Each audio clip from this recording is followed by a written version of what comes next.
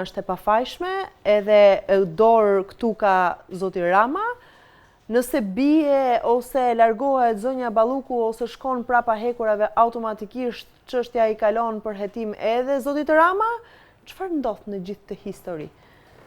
Qiko, ajo që është lehtësisht e dukshme, pa u futur shumë thellë dhe pa bërë gjykatësin dhe pa bërë asgjë tjetër, ajo që është shumë e dukshme është që peshën më të madhe të aktiviteteve kryesore të qeverisë e ka dirigjuar në kuptimin e zbatimit, jo në kuptimin e strategjive dhe elementet tjerë. E ka zbatuar, e ka ekzekutuar, kjo është fjala e dur, Balluku.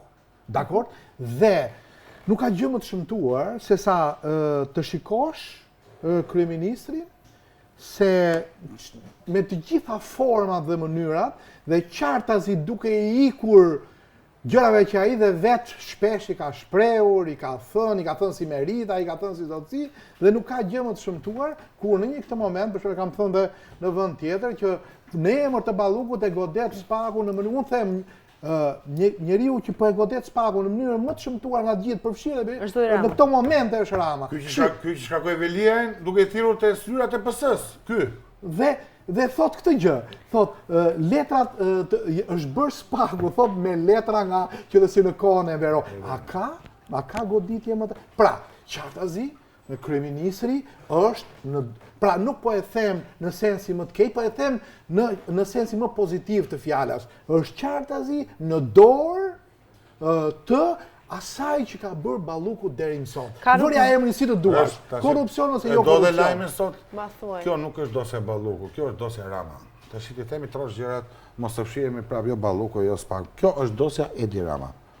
Kjo dhe Akshi janë dosjet Edi Rama. E ka një rrugë shpëtimi zoti Rama nga gjithë këtë dosje? Për mua jo.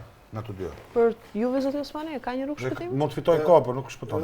Ideja është që kjo dosje ka një peshë të jashtëzakonshme në gjithë rrugtimin politik të zotit Rama, të qeverisjes, të gjithë shkaje tjetër, dhe kjo është e padiskutuar, sepse brenda asaj është gjithë, po e them anglisht, gjithë trakimi, gjithë hapat dhe gjithë rrugët dhe gjithë mënyrat se si janë bërë gjëra.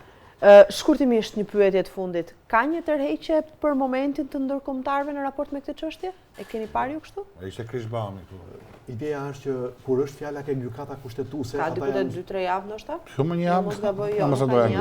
Kur është fjala për gjykata. Ose një heshtje të themi për momentin. Po, kur është fjala ke gjykata kushtetuese, ata e kanë gjithë, po e themi, edukatën dhe kulturën e dur të paktën në qasje publike, që ata ta respektojnë këtë gjë. Unë mendoj që kjo është arsyeja. Por nga ana tjetër, patjetër që mendoj që kjo lëgjurm, edhe ke ndërkombëtarët më dashamirës që ekzistojnë në Tiranë. Kjo lë një gjurmë shumë të fortë, sa ata dinë të flasin shumë mirë nëpërmjet gjuhës së shtetit së drejtës. Ata këtë gjë të paktën e dinë shumë mirë dhe e dinë shumë mirë që kjo i mbron të gjitha gjërat e tjera më poshtë. Atëherë që jemi korrekt. Nga shtatori e këtej kemi disa vizita të dërguarës me punë zonës Van Horn në Spak.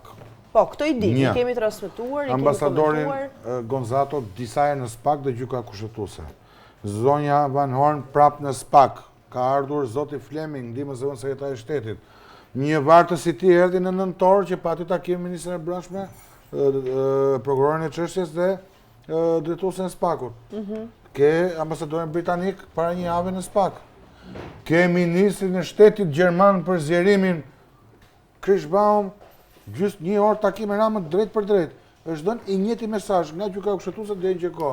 Respektoni ndarjen e pushteteve, mbështesni drejtësinë, lejeni të punoj e pavarur. Dakor.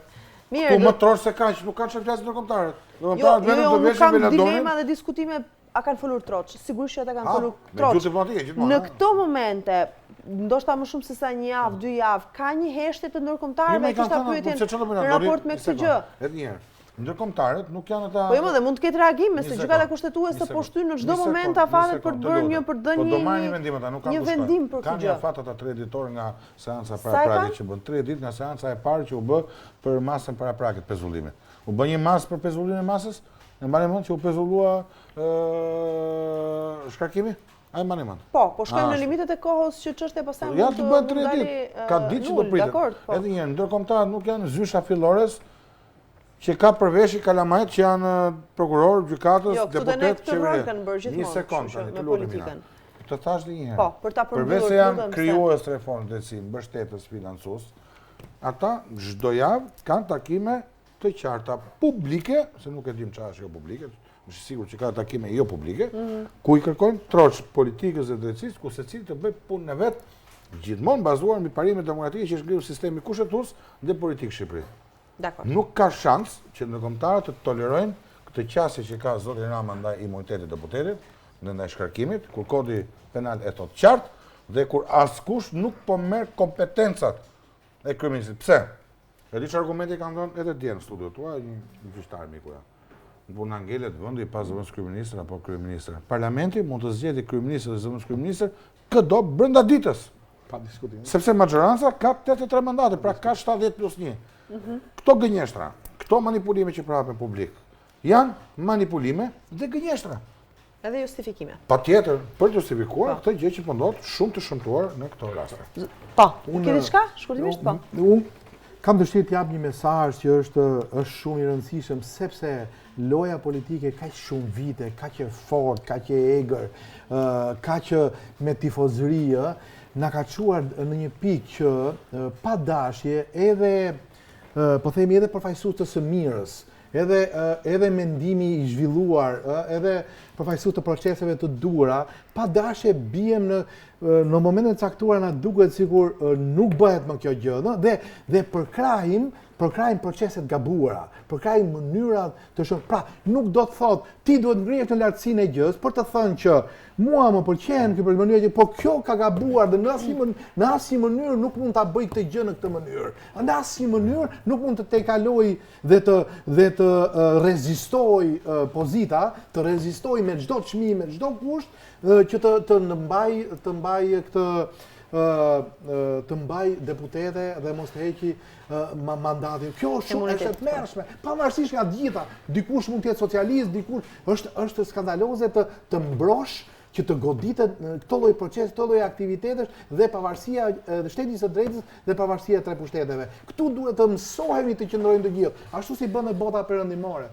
Qëndron në lidhje me këto element dhe nuk janë një gjë jashtëzakonshme për të qendruar. Është e vështirë apo duan vullnet shumë. Zoti Osmani, faleminderit shumë për bisedën, kënaqësi të kisha në studio. Zoti Kulluri, faleminderit shumë, kënaqësi të kisha në studio. Faleminderit dhe kënaqësi. Mirë, kemi ardhur në fund të kësaj bisede. Faleminderit ju që na ndoqët.